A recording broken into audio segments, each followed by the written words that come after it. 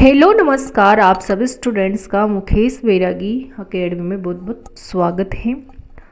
हम लूसेंट की बुक से इंडियन पॉलिटी सीरीज पढ़ रहे थे। उसके अंतर्गत आज का टॉपिक है राज्य की कार्यपालिका। राज्य की कार्यपालिका के अंतर्गत आज का टॉपिक है राज्यपाल। तो पढ़ते हैं राज्यपाल के बारे में। ये बुक सभी स्टूडेंट्स के लिए उपयोगी है, जिसमें भी इंडियन पॉलिटी आता है उन सभी स्टूडेंट्स के लिए उपयोगी है, बहुत ही उपयोगी है सभी स्टूडेंट्स के लिए। तो इसको बार बार पढ़ें और बार बार वीडियो को सुने देखें, तो आपका इनसे संबंधित टॉपिक क्लियर हो जाएगा और सभी भर्ती परीक्षाओं के लिए उपयोगी। तो सभी स्टूडेंट्स देख सकते हैं, जिसमें भी इंडियन पॉलिटी सीरीज आता है। तो पढ़ते हैं राज्यपाल के बारे में। राज्यपाल की बात करें तो संविधान के भाग 6 में राज्य शासन के लिए प्रावधान किया गया। तो राज्य शासन के लिए प्रावधान किस में किया गया है? संविधान के कौन से भाग में? तो भाग 6 में। भाग 6 में राज्य शासन के लिए प्रावधान किया गया है। राज्य की कार्यपालिका का प्रमुख राज्यपाल होता है। वह प्रत्यक्ष रूप से अथवा अधीनस्थ अधिकारियों के माध्यम से इसका उपयोग करता है। अर्थात राज्यों में राज्यपाल की स्थिति कार्यपालिका के प्रधान की होती है, परंतु वास्तविक शक्ति मुख्यमंत्री के नेतृत्व में मंत्रिपरिषद में ही निहित होती है। वास्तविक शक्ति मुख्यमंत्री के नेतृत्व में मंत्रिपरिषद में ही निहित होते हैं। वैसे क्या है, राज्यपाल है ना जो राज्य कार्यपालिका का प्रधान होता है। आगे है मूल संविधान में अनुच्छेद 153 में ये उल्लेखित था कि प्रत्येक राज्य के लिए एक राज्यपाल होगा, किंतु 7वें संविधान संशोधन 1956 द्वारा इसमें एक परंतु जोड़ दिया गया, जिसके अनुसार एक ही व्यक्ति को 2 या 2 से अधिक राज्यों के लिए भी राज्यपाल नियुक्त किया जा सकता है। राज्यपाल की योग्यता की बात करें तो राज्यपाल पद पर नियुक्त किए जाने वाले व्यक्ति में निम्न योग्यताएं होना अनिवार्य है। वह भारत का नागरिक हो। पहली शर्त तो है कि वह भारत का नागरिक हो। वह 35 वर्ष की उम्र पूरा कर चुका हो। किसी भी प्रकार के लाभ के पद पर नहीं हो। वह राज्य विधानसभा का सदस्य चुनने जाने योग्य हो। राज्य विधानसभा का सदस्य चुने जाने योग्य हो। भारत का नागरिक हो। 35 वर्ष की उम्र पूरी कर चुका हो और किसी भी प्रकार के लाभ के पद पर नहीं हो। राज्यपाल की नियुक्ति की बात करें तो राष्ट्रपति द्वारा होती है। 5 वर्ष की अवधि के लिए की जाती है, परंतु ये राष्ट्रपति के प्रसाद पर्यंत पद धारण करता है। अनुच्छेद 156(1) के अनुसार राष्ट्रपति के प्रसाद पर्यंत पद धारण करता है। कौन? राज्यपाल। वह पद त्याग कर सकता है। अनुच्छेद 156(2) के अनुसार ये राष्ट्रपति के प्रसाद पर्यंत पद धारण करता है 156(1) और पद त्याग कर सकता है 156(2) अनुच्छेद याद रखना है। नोट है, भारत के संविधान में राज्यपाल को उसके पद से हटाने हेतु किसी भी प्रक्रिया का उल्लेख नहीं है। भारत के संविधान में राज्यपाल को उसके पद से हटाने हेतु किसी भी प्रक्रिया का उल्लेख नहीं है। राज्यपाल के वेतन की बात करें तो 3,50,000 मासिक है। यदि 2 या 2 से अधिक राज्यों का एक ही राज्यपाल हो, तब उसे दोनों राज्यपालों का वेतन उस अनुपात में दिया जाएगा जैसा कि राष्ट्रपति निर्धारित करे। यानी कि उस अनुपात में दिया जाएगा जैसा कि राष्ट्रपति निर्धारित करे। वैसे राष्ट्रपति का वेतन कितना है? तो 3,50,000 मासिक है। और जब 2 राज्यों का हो तो राष्ट्रपति तय करेगा कितना अनुपात किस राज्य को देना है। राज्यपाल पद ग्रहण करने से पूर्व उच्च न्यायालय के मुख्य न्यायाधीश अथवा वरिष्ठतम न्यायाधीश के सम्मुख अपने पद की शपथ लेता है। राज्यपाल की बात करें तो पद ग्रहण करने से पूर्व उच्च न्यायालय के मुख्य न्यायाधीश अथवा वरिष्ठतम न्यायाधीश के सम्मुख अपने पद की शपथ लेता है। आगे है राज्यपाल की उन्मुक्तियां तथा विशेषाधिकार। राज्यपाल की उन्मुक्तियां तथा विशेषाधिकार। वह अपने पद की शक्तियों के प्रयोग तथा कर्तव्य के पालन के लिए किसी न्यायालय के प्रति उत्तरदायी नहीं है। राज्यपाल अपनी पद की शक्तियों का प्रयोग तथा कर्तव्यों के पालन के लिए किसी न्यायालय के प्रति उत्तरदायी नहीं है।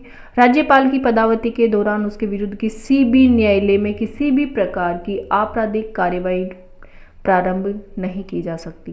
राज्यपाल की पदावधि के दौरान उसके विरुद्ध किसी भी न्यायालय में किसी प्रकार की आपराधिक कार्यवाही नहीं प्रारंभ की जा सकती हैं। जब वह पद पर हो तब उसकी गिरफ्तारी का आदेश किसी न्यायालय द्वारा जारी नहीं किया जा सकता। जब राज्यपाल पद पर हो तो उसकी गिरफ्तारी का आदेश किसी न्यायालय के द्वारा जारी नहीं किया जा सकता।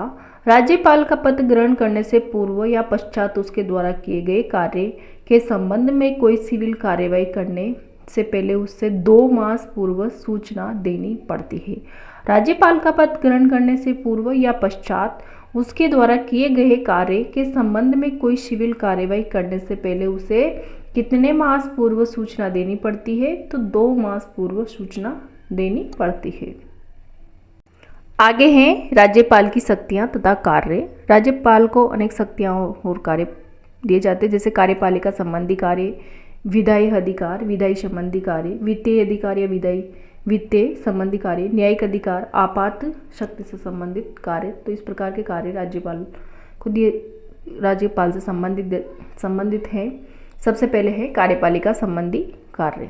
सबसे पहले क्या है? तो राज्यपाल का कार्यपालिका संबंधी कार्य। कार्यपालिका संबंधी कार्य की बात करें तो राज्य के समस्त कार्यपालिका कार्य राज्यपाल के नाम से ही किया जाता है, यानी कि राज्य के समस्त कार्यपालिका कार्य राज्यपाल के नाम से ही किए जाते हैं।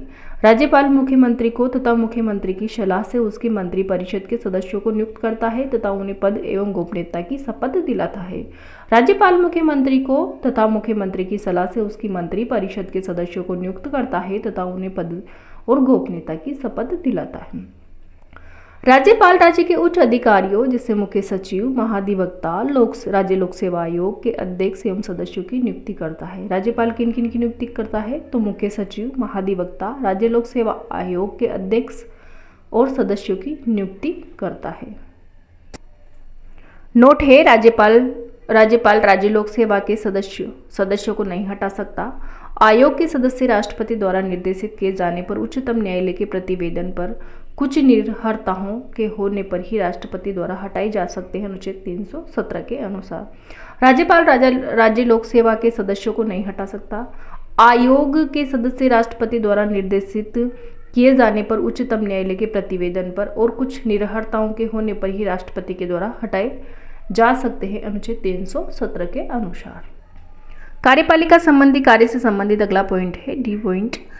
राज्य के उच्च न्यायालय में न्यायाधीशों की नियुक्ति के संबंध में राष्ट्रपति को परामर्श देता है। तो राज्य के उच्च न्यायालय, राज्यपाल है ना, राज्य के उच्च न्यायालयों में न्यायाधीशों की नियुक्ति के संबंध में राष्ट्रपति को परामर्श देता है, अनुच्छेद 217(1) के अनुसार। अनुच्छेद 217(1) के अनुसार राज्यपाल है ना, उच्च न्यायालयों में न्यायाधीशों की नियुक्ति के संबंध में राष्ट्रपति को क्या करता है? परामर्श देता है। अगला पॉइंट है, राज्यपाल का अधिकार है कि वह राज्य के प्रशासन के संबंध में मुख्यमंत्री से सूचना प्राप्त करे। राज्यपाल का अधिकार है कि वह राज्य के प्रशासन के संबंध में है ना, मुख्यमंत्री से सूचना प्राप्त करे। राष्ट्रपति शासन के समय राज्यपाल केंद्र सरकार के अभिकर्ता के रूप में राज्य का प्रशासन चलाता है। अगर राष्ट्रपति शासन हो राज्य में तो उस समय राज्यपाल केंद्र सरकार के अभिकर्ता के रूप में राज्य का प्रशासन चलाता है। राज्यपाल राज्य के विश्वविद्यालयों का कुलाधिपति होता है तथा उपकुलपतियों को भी नियुक्त करता है।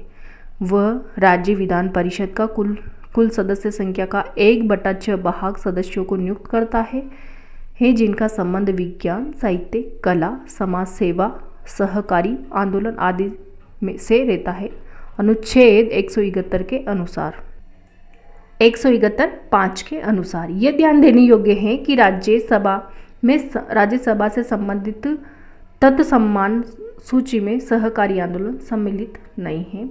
अगला कार्य है या अधिकार है राज्यपाल का विधायी अधिकार। विधायी अधिकार की बात करें तो राज्यपाल विधानमंडल का अभिन्न अंग होता है, अनुच्छेद 164 के अनुसार। अनुच्छेद 164 के अनुसार राज्यपाल है ना, राज्य विधानमंडल का अभिन्न अंग है। राज्यपाल विधानमंडल का सत्रावहन कर सकता, सत्रावहन या वह सत्रावसान, सत्र आह्वान व सत्र अवसान कर सकता है तथा इसका विघटन करता है।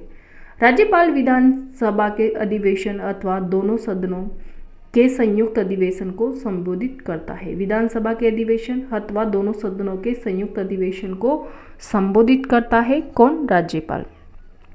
राज्य विधानसभा के किसी सदस्य पर अयोग्यता का प्रश्न उत्पन्न होता है तो अयोग्यता संबंधी विवाद का निर्धारण राज्यपाल चुनाव आयोग के परामर्श करके करता है। राज्य विधानमंडल द्वारा पारित विधेयक राज्यपाल के हस्ताक्षर के बाद ही अधिनियम बन पाता है, और यदि विधानसभा से आंग्ल भारतीय समुदाय की पर्याप्त प्रतिनिधित्व नहीं प्राप्त है तो राज्यपाल उस समुदाय में एक व्यक्ति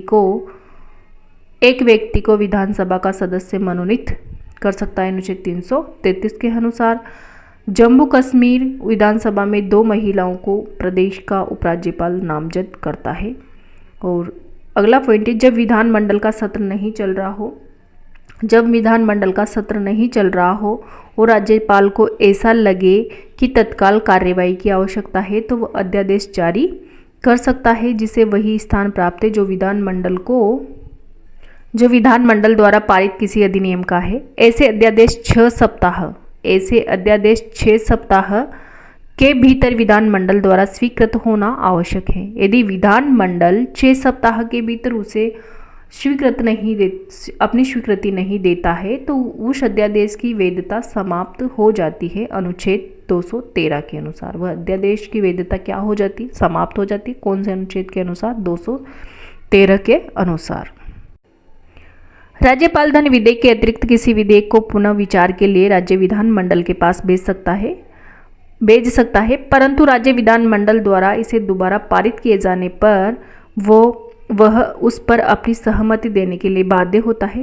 राष्ट्रपति के लिए आरक्षित विधेयक जब राष्ट्रपति के निर्देश पर राज्यपाल पुनर्विचार के लिए विधानमंडल में लौटा दे, ऐसे लौटाए जाने पर विधानमंडल 6 मास के भीतर उस विधेयक को पुनर्विचार करेगा, और यदि उसे पुनः पारित किया जाता है तो विधेयक राष्ट्रपति को पुनः प्रस्तुत किया जाएगा, किंतु उस पर भी राष्ट्रपति के लिए अनुमति देना अनिवार्य नहीं है। अनुच्छेद 201 के अनुसार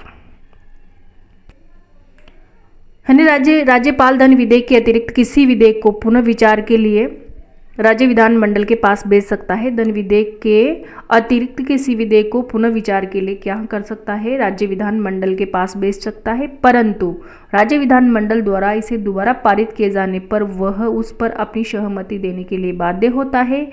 राष्ट्रपति के लिए आरक्षित विधेयक पर जब राष्ट्रपति के निर्देश पर राज्यपाल पुनर्विचार के लिए विधानमंडल को लौटा दे तो ऐसे लौटाए जाने पर विधानमंडल 6 मास के भीतर उस विधेयक पर पुनर्विचार करेगा, और यदि उसे पुनः पारित किया जाता है तो विधेयक राष्ट्रपति को पुनः प्रस्तुत किया जाएगा, और इस पर राष्ट्रपति के लिए अनुमति देना अनिवार्य नहीं है। अनुच्छेद 201 के अनुसार। आगे है वित्ताधिकार। अगला पॉइंट है, राज्यपाल किसी विधेयक को राष्ट्रपति के विचार के लिए आरक्षित रख सकता है, यानी कि राज्यपाल किसी विधेयक को राष्ट्रपति के विचार के लिए आरक्षित रख सकता है। वह आरक्षित विधेयक तभी प्रभावी होगा जब वो राष्ट्रपति उसे अनुमति प्रदान कर दे। राज्यपाल को राष्ट्रपति के लिए विधेयक आरक्षित करना उस समय अनिवार्य है जब विधेयक उच्च न्यायालय की शक्तियों की अल्पीकरण करता है, जिससे यदि विधेयक की विधि बन जाएगा तो वह उच्च न्यायालय की संवैधानिक स्थिति का खतरा होगा। अगला अधिकार है वित्ताधिकार। राज्यपाल प्रत्येक वित्तीय वर्ष में वित्त मंत्री को विधानमंडल के सम्मुख वार्षिक वित्तीय विवरण प्रस्तुत करने के लिए कहता है।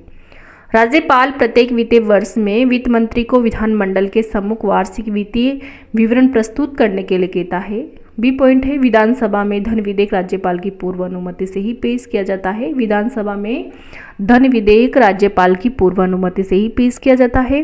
राज्यपाल की संस्तुति के बिना अनुदान की किसी मांग को विधानमंडल के सम्मुख नहीं रखा जा सकता।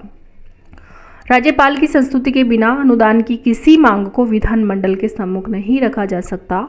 ऐसा कोई विधेयक जो राज्य की संचित निधि से खर्च निकालने की व्यवस्था करता हो, उस समय तक विधानमंडल द्वारा पारित नहीं किया जा सकता जब तक राज्यपाल की इसकी संस्तुति न कर दे।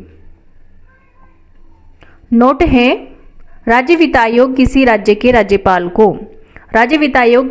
राज्यपाल को उस विशेष राज्य की पंचायतों द्वारा विनियोजित हो सकने वाले करों और शुल्कों के निर्धारण के सिद्धांतों के विषय में संस्तुति करता है। वित्त आयोग राज्य के किसी राज्यपाल को उस विशेष राज्य की पंचायतों द्वारा विनियोजित हो सकने वाले करों और शुल्कों के निर्धारण के सिद्धांतों के विषय में संस्तुति करता है। अगला अधिकार है न्यायिक अधिकार। न्यायिक अधिकार राज्यपाल किसी दंड को क्षमा, उसका प्रविलंबन, विराम या परिहार कर सकेगा या किसी दंडादेश का निलंबन, परिहार या लघुकरण कर सकेगा ऐसे व्यक्ति के संबंध में होगा जिसे ऐसी विधि के अधीन अपराध के लिए सिद्ध दोष ठहराया गया हो जिसके संबंध में राज्य की कार्यपालिका शक्ति का विस्तार है। अनुच्छेद 161 के अनुसार है ना, न्यायिक अधिकार राज्यपाल को राज्य किसी दंड को क्षमा कर सकता है, उसका प्रविलंबन, विराम या परिहार कर सकेगा या किसी दंडादेश का निलंबन, परिहार या लघुकरण कर सकेगा। यह ऐसे व्यक्ति के संबंध में होगा जिसे ऐसी विधि के अधीन अपराध के लिए सिद्ध दोष ठहराया गया है जिसके संबंध में राज्य की कार्यपालिका शक्ति का विस्तार है। अनुच्छेद 161 के अनुसार। अगला नोट है राष्ट्रपति। राष्ट्रपति को सभी प्रकार के मृत्यु दंडादेश के मामले में समाधान की शक्ति प्राप्त है, जबकि राज्यपाल को मृत्यु दंडादेश के मामले में ऐसी शक्ति प्राप्त नहीं है। इसी प्रकार राष्ट्रपति को सेना, न्यायालय, कोर्ट मार्शल के दंडादेश के मामले में समाधान की शक्ति प्राप्त है, जबकि राज्यपाल को ऐसी शक्ति नहीं प्राप्त है, यानी कि ऐसी शक्ति प्राप्त नहीं है।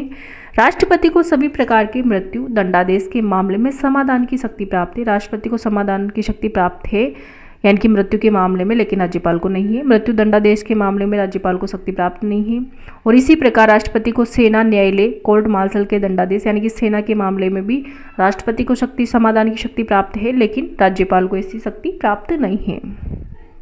अगली शक्ति है आपात शक्ति। जब राज्यपाल को ये समाधान हो जाता है कि ऐसी परिस्थितियां उत्पन्न हो गई हैं, यानी कि जब राज्यपाल को ये लगने लग जाता है कि ऐसी परिस्थितियां उत्पन्न हो गई हैं जिनमें राज्य का शासन संविधान के उपसंबंधों के अनुसार नहीं चलाया जा सकता, तो वह राष्ट्रपति को प्रतिवेदन भेजकर अनुच्छेद 356 यह कहता है कि राष्ट्रपति राज्य के शासन के सभी या कोई कृत्य स्वयं ग्रहण कर ले। इसे सामान्यतः राष्ट्रपति शासन कहा जाता है।